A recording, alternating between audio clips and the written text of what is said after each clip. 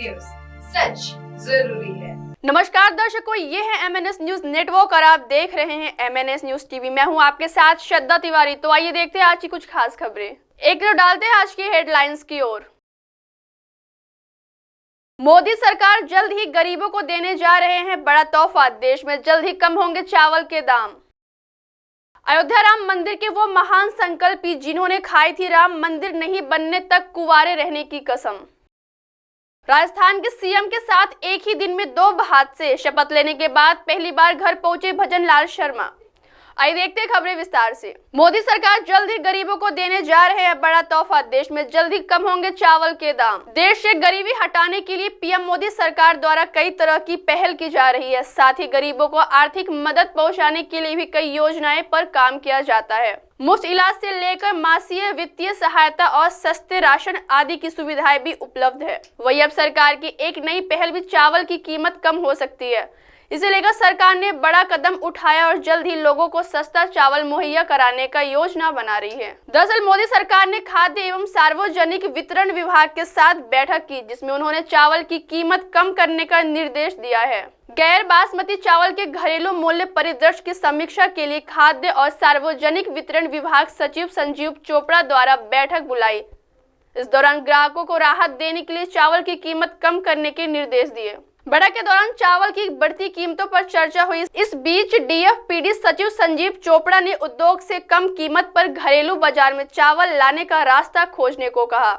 इसके अलावा यह भी कहा गया कि उद्योग संघों के बीच इस मुद्दे को उठाकर चावल की खुदरा कीमत को जल्द से जल्द कम किया जाना चाहिए। PIB के बयान के मुताबिक उन्होंने चावल की बढ़ती कीमत को लेकर भी सवाल पूछा। उन्होंने कहा कि भारतीय खाद्य निगम के पास चावल का अच्छा भंडार है, खरीफ की फसल भी अच्छी और चावल का निर्यात भी बंद है, तो घरेलू बाजार में चावल की कीमत क्यों बढ़ रही है।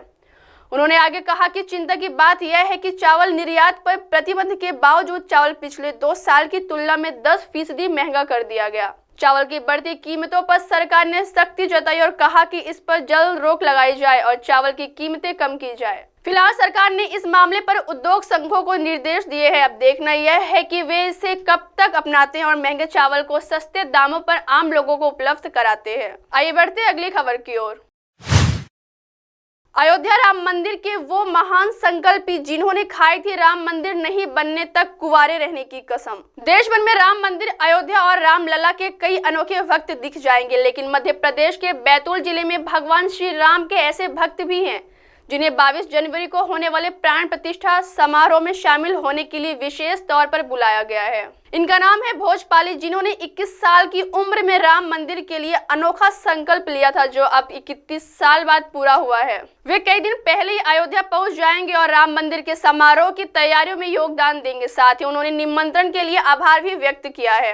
52 वर्षीय भोजपाली बाबा बैतूल के मिलानपुर गाँव में स्थित भैरवनाथ मंदिर की पुजारी है। उनका असली नाम रविंद्र गुप्ता है। वह 14 साल की उम्र में RSS से जुड़ गए। 1992 में वह 21 साल के थे। उस दौरान वह कार सेवा के लिए अयोध्या पहुंचे थे। वह उन्होंने प्रण लिया कि जब तक राम मंदिर नहीं बन जाएगा तब तक वे शादी नहीं करेंगे। आज 31 साल बाद जब राम मंदिर बन गया है तो उनकी इच्छा भी पूरी होने जा रही है। इससे वे बेहद खुश हैं। उनकी खुशी तब दुगनी हो गई जब उन्हें राम मंदिर ट्रस्ट की ओर से रामलला के प्राण प्रतिष्ठा समारोह के लिए निमंत्रण पत्र मिला। भले ही भोजपाली बाबा आज ब्रह्मचारी हो गए हैं, लेकिन उन्हें बस इस बात की खुशी है कि उनका सपना सच हो रहा है। भोजपाली बाबा का कहना है कि वह उन सनातनियों में से एक है जिन्होंने अपना जीवन राम मंदिर के लिए समर्पित कर दिया, राम मंदिर के लिए सब कुछ छोड़ दिया। जब उन्हें छोड़ा तो माँ बहुत बीमार हो गई, लेकिन राम मंदिर के प्रति उनकी अटूट आस्था नहीं टूटी। वह राम मंदिर निर्माण आंदोलन में शामिल होने के लिए अयोध्या आए थे। आज वह बैरागी और मंदिर के पुजारी हैं। भोजपाली बाबा ने दर्शन शास्त्र में पोस्ट ग्रेजुएशन किया है। उन्होंने वकालत भी की है। 1999 में जब पिताजी बीमार पड़े तो कुछ समय के लिए भोपाल में रहे। 2004 तक हाई कोर्ट में वकालत भी की, लेकिन पिता की मृत्यु के बाद वह घर नहीं लौटे, बल्कि RSS से जुड़ गए और सेवा की। आइए बढ़ते हैं अगली खबर की ओर। राजस्थान के सीएम के साथ एक ही दिन में 2 हादसे। शपथ लेने के बाद पहली बार घर पहुंचे भजन लाल शर्मा।